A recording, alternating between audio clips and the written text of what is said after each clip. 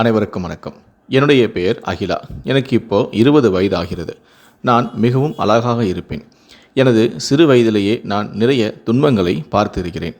நான் 8ஆம் வகுப்பு படிக்கும் பொழுதே எனது அப்பாவும் அம்மாவும் எனது மாமா வீட்டிற்கு சென்றபோது சாலை விபத்து ஏற்பட்டது. அதில் எனது அப்பா சம்பவ இடத்திலேயே இறந்துவிட்டார். கடவுள் புண்ணியத்தில் அம்மா மட்டும் பிழைத்து கொண்டார். ஆனால் அவருக்கு காலில் அடிபட்டு இருந்தது. அவரால் நடக்க முடியாது. அதனால் நாங்கள் சாப்பாட்டிற்கே மிகவும் கஷ்டப்பட்டோம். பிறகு வேறு வழியின்றி எங்கள் மாமா உதவியை தேடிச் சென்றோம். எங்களை பார்த்து கொள்ள அவருக்கு சுத்தமாக விருப்பமில்லை. இருந்தாலும் ஊர் தவறாக பேசும் என்ற எண்ணத்தில் எங்களை அரைகுறையாக பார்த்து கொண்டார். இப்படியே போக நான் படிக்கும் காலங்களில் அவரது பிள்ளைகளுக்கு பொருட்களை வாங்கி கொடுப்பாரே தவிர எனக்கு அதுபோல கொடுத்தது கிடையாது. இப்படியே போக நான் 12ஆம் வகுப்பு படிக்கும் பொழுது எனது அம்மாவும் உடல்நிலை சரியில்லாமல் இறந்து விட்டார். என்னால் என் அம்மாவின் இறப்பை தாங்கிக் கொள்ள முடியவில்லை. இருந்தாலும் வேறு வழியும் இல்லை. இப்படியே 2 வருடங்கள் எனது மாமா வீட்டில் காலத்தை ஓட்டினேன். பக்கத்து வீட்டு பையன் சந்தோஷ், அவனை எனக்கு மிகவும் பிடிக்கும். நான் சிறு வயதிலிருந்து அவனுடன் தான் விளையாடுவேன். அவன் என்னை காதலிப்பதாக சொன்னான். நானும் குடும்ப சூழ்நிலையை மனதில் கொண்டு முதலில் வேண்டாம் என்று சொல்லிவிட்டேன். பிறகு என் மனதில் அவன் மேல் காதலும் வந்தது. இப்படியே நானும் அவனும் காதலிக்க 2 வருடம் சந்தோஷமாக போனது. ஒரு நாள் எனது மாமா, உனக்கு ஒரு மாப்பிள்ளை பார்த்து இருக்கிறேன், நீ அவரை தான் திருமணம் செய்து கொள்ள வேண்டும் என்று என்னிடம் கூறினார். நான் இப்பொழுது எனக்கு வேண்டாம் மாமா, நான் இன்னும் படிக்க வேண்டும் என்று கூற, அவர் உன்னை யார் செலவு செய்து படிக்க வைப்பது, என் குழந்தைக்கு என்னால் பார்க்க கடினமாக உள்ளது என்றும் திட்டினார். நீ ஒழுங்காக நான் சொல்வதை கேட்டு திருமணம் செய்து கொள் என என்னை கட்டாயப்படுத்தி திருமணத்திற்கும் ஒப்புக்கொள்ள வைத்தார்.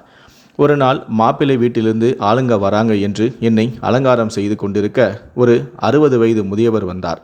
அவருடைய பெயர் கிருஷ்ணமூர்த்தி. இவர் மாப்பிள்ளையுடைய அப்பா என நினைத்த எனக்கு எனது மாமா ஒரு அதிர்ச்சியை கொடுத்தார். அது இவர்தான் உன்னுடைய மாப்பிள்ளை என்றும் அதுவும் அவருக்கு தான் 2ஆம் தாரம் என்றும் இதை கேட்டவுடனே நான் நொறுங்கி போனேன். எனது மாமா அவரிடம் 2 லட்சம் ரூபாய் பணத்தை வாங்கி கொண்டு என்னை திருமணம் என்ற பெயரில் அவரிடம் விற்றுவிட்டார். இப்படியே போக யாரிடமும் சொல்லாமல் எனது மாமா என்னை ரகசியமாக திருமணம் செய்தும் கொடுத்து விட்டார். திருமணம் முடிந்த பிறகு கிருஷ்ணமூர்த்தியின் வீட்டிற்கு என்னை அழைத்து வந்து விட்டனர். அங்கு முதலிரவு ஏற்பாடுகளும் செய்யப்பட்டது. நான் அழுது கொண்டு போனை எடுத்து என் காதலான சந்தோஷிடம், தயவுசெய்து நடந்ததை நினைக்காமல் என்னை இங்கிருந்து கூட்டிக் கொண்டு சென்றுவிடு. என்னை விட 3 மடங்கு வயது அதிகமாக இருக்கிறவனை கல்யாணம் பண்ணிக்கிட்டு எப்படி வாழ முடியும் என்று கெஞ்சினேன். நான் சொல்வதை புரிந்துக்கோ சந்தோஷ் என்று கெஞ்சினேன். ஆனால் அவனோ ஃபோனை ஆஃப் செய்துவிட்டு போய்விட்டான். என்னால் தாங்க முடியாமல் நான் கதறி அழுதேன். எனக்கு கோபம் வந்து அங்கு அலங்கரித்திருந்த முதலிரவு அறையை நான் கலைத்து விட்டேன். பூக்கள் சிதறி கிடந்ததை பார்த்து அங்கே வந்த கிருஷ்ணமூர்த்தி, என்ன ஆச்சு உனக்கு என்று கேட்க, நான் எதுவும் சொல்லாமல் அழுது கொண்டே நின்றிருந்தேன். உடனே, உனக்கு என்ன ஆச்சு, இந்த அலங்காரங்கள் உனக்கு பிடிக்கலையா, இல்லை இந்த புருஷன் பிடிக்கலையா என்று கேட்டார். நானும் என்ன சொல்வது என்று தெரியாமல் அழுது கொண்டே நிற்க, எனக்கு புரிகிறது என்று அந்த வீட்டில் அந்த அறையை அலங்கரித்த ஒருவரை கூப்பிட்டார். அவருடைய பெயர் கோபி. அவர் கிருஷ்ணமூர்த்தியுடைய அண்ணனின் மகன். ஆனால் அவரை ஒரு வேலைக்காரனைப் போலதான் கிருஷ்ணமூர்த்தி பார்ப்பார். கிருஷ்ணமூர்த்தி கோபியை கூப்பிட கோபியும் அங்கு வந்தான். அங்கிருந்த ஒரு சாட்டையை எடுத்து அகிலாவிற்கு நேராகவே, இவளுக்கு இந்த பூ அலங்காரம் கொஞ்சம் கூட பிடிக்கவில்லையாம், ஏன் இப்படி கேவலமாக பண்ணி வச்சிருக்க என்று கோபியை அடிக்க ஓங்க, உடனே அகிலா அதை தடுத்து விட்டாள். எனக்கு இந்த அலங்காரங்கள் எல்லாம் பிடித்துதான் இருக்கிறது என்று அழுதபடியே கூறினாள். உடனே கோபியை கிருஷ்ணமூர்த்தி, நீ ஏன் இன்னும் நிற்கிற, இங்கிருந்து போ என்று போக சொல்லிவிட்டு அவளை கட்டாயப்படுத்தி அன்று இரவு முதலிரவை நடத்தினார். மறுநாள் காலையில் கோபி தோட்டத்திற்கு தண்ணீர் விட்டு கொண்டிருந்தான். ஜன்னல் வழியாக கிருஷ்ணமூர்த்தியின் அறையை பார்த்தான். அங்கு அகிலா மட்டும் தனியாக படுத்திருப்பதை உற்று பார்த்து கொண்டிருந்தான். உடனே அந்த அறைக்குள் கிருஷ்ணமூர்த்தி வர அவன் அங்கிருந்து சென்று விட்டான்.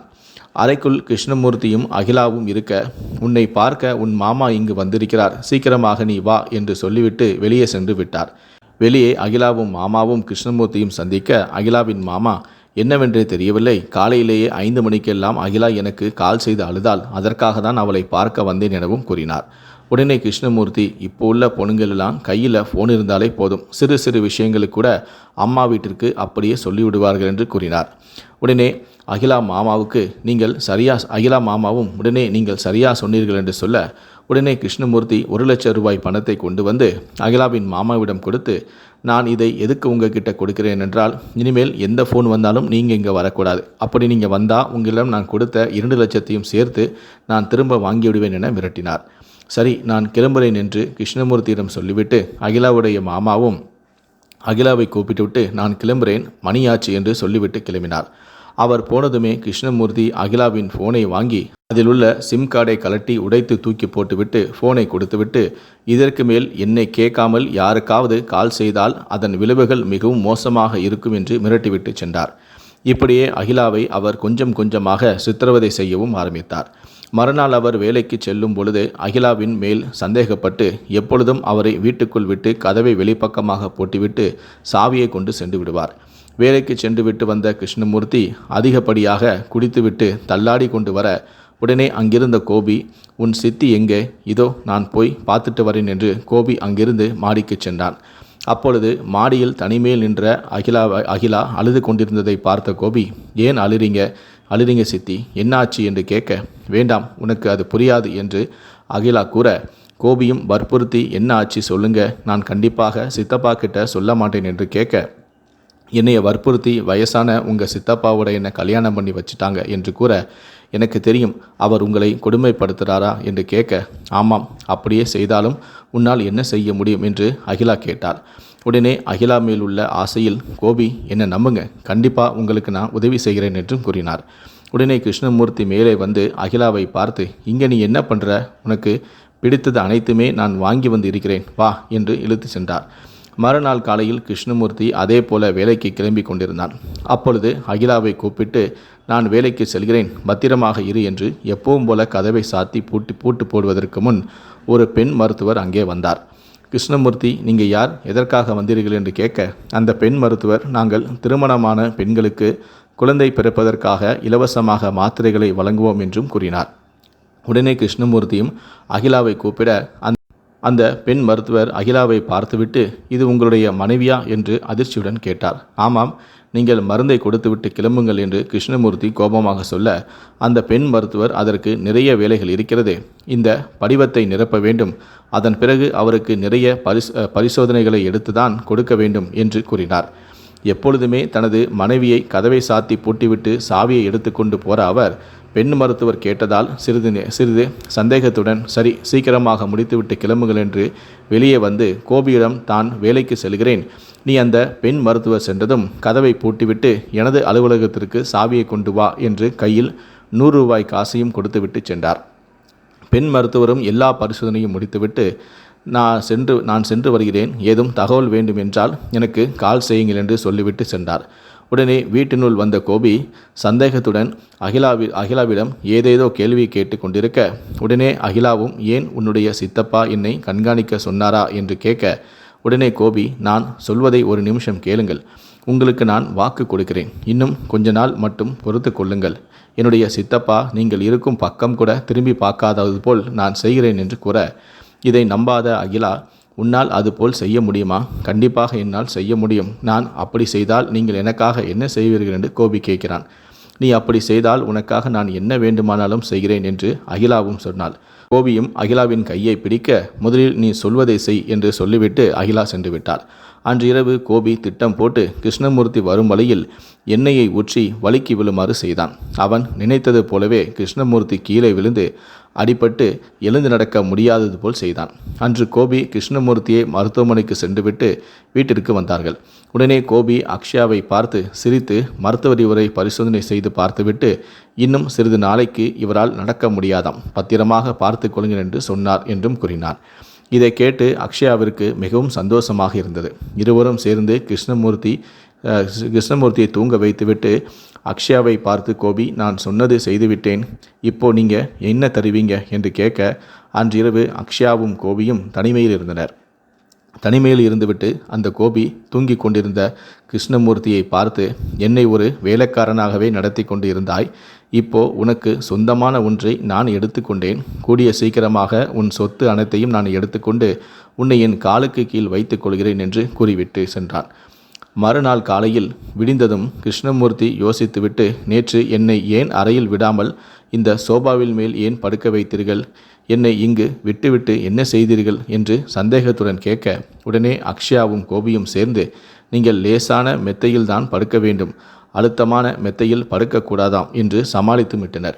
இப்போது நீ எதற்கு இங்கே வந்தாய் என்று கோபியிடம் கேட்க, கோபி மருத்துவர் உங்களுக்கு சில மாத்திரைகளை எழுதி கொடுத்தார். நேற்று நேரமானதால் வாங்க முடியவில்லை, அதனால் இன்று வாங்கி வந்தேன் என்று சில மாத்திரைகளையும் கொடுத்தான். உடனே கிருஷ்ணமூர்த்தி, நான் நல்லாதான் இருக்கேன், எனக்கு மாத்திரையெல்லாம் வேண்டாம் என்று கூற, கோபி, சித்தி, இப்போ அவர் இந்த மாத்திரையை சாப்பிட்டால்தான் உடம்பு சீக்கிரமாக குணமாகும் என்று கூற, உடனே அகிலாவும் குழந்தை போல அடம் பிடிக்காமல் மாத்திரையை போடுங்கள் என்று மாத்திரையை போட வைத்தாள். அந்த மாத்திரை போட்டவுடனே, நீ இன்னும் எதற்காக இங்கே நிற்கிறாய், நீ உன் வேலையை பாரு என்று கோபியை கிருஷ்ணமூர்த்தி அனுப்பிவிட்டார். அந்த மாத்திரை போட்டு சில நிமிடங்களிலேயே கிருஷ்ணமூர்த்தியும் ஆழ்ந்த உறக்கத்திற்கு சென்று விட்டார். உடனே தூங்கிவிட்டதை பார்க்க கோபி தனது சித்தி அறைக்கு சென்று அங்கு அகிலாவை பின்புறமாக கட்டிப்பிடித்தான். உடனே, எப்படி நீ இங்கே வந்தாய்? உன் வாசல்தான் பூட்டி இருக்கேன் என்று கூற, உங்களுக்காக நான் மாடி மேல் ஏறி வந்தேன் என்றும் கூறினான்.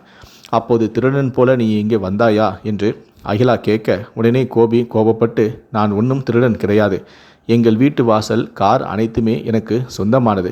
எனது அப்பா தான் நிலத்தை விற்று நான் இவருக்கு தொழில் செய்ய பணம் கொடுத்தார். அப்படி இருந்தாலும் என் சித்தப்பாவிற்கு பிறகு இது எனக்கு தான் வந்து சேரும்.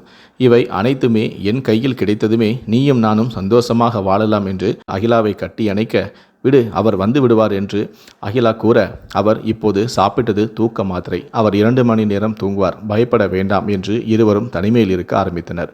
உடனே அந்த வீட்டிற்கு வந்த அகிலாவுடைய மாமா அங்கே வந்து பார்க்கும்போது கிருஷ்ணமூர்த்தி அசந்து தூங்கி கொண்டிருந்தார். உடனே கிருஷ்ணமூர்த்தி அறைக்குள் ஏதோ சத்தம் கேட்டதை பார்த்து அங்கே சென்ற அகிலாவின் மாமா இருவரும் தனிமையில் இருப்பதை பார்த்து விட்டார். உடனே இருவரையும் பார்த்த அவர், இதெல்லாம் எப்போதிலிருந்து நடக்கிறது என்று கேட்க, இருவரும் ஏதேதோ சொல்லி மழுப்பிக் கொண்டிருந்தனர். நீங்கள் ஏதும் சொல்ல தேவையில்லை, நான் நேராகவே பார்த்துவிட்டேன். கணவனை வெளியே தூங்க வைத்துவிட்டு நீ இவுடன் உல்லாசமாக இருக்கிறாயா என்று கேட்டுவிட்டு, உன்னுடைய சித்தி கூட இப்படி இருக்க உனக்கு அசிங்கமாக இல்லையா என்றும் கோபியிடம் கேட்டார். இருங்க, இப்பவே அவரை போய் எழுப்பி எல்லா உண்மையும் சொல்கிறேன் என்று மிரட்டினார். உடனே இருவரும் பயந்து, வேண்டாம் வேண்டாம், நீங்கள் என்ன கேட்டாலும் செய்கிறோம் என்று கூற, உடனே அவர் அகிலாவிடம், நீ இப்போது கோபியுடன் இருந்ததைப் போலவே என்னுடனும் இருக்க வேண்டும் என்று கூறினார். உடனே அதிர்ச்சியடைந்த அகிலா, என்ன பேசுகிறீங்க? இப்படி பேச உங்களுக்கு வெக்கமா இல்லையா? நீங்கள் என்னோட அப்பா மாதிரி என்றும் கூறினாள்.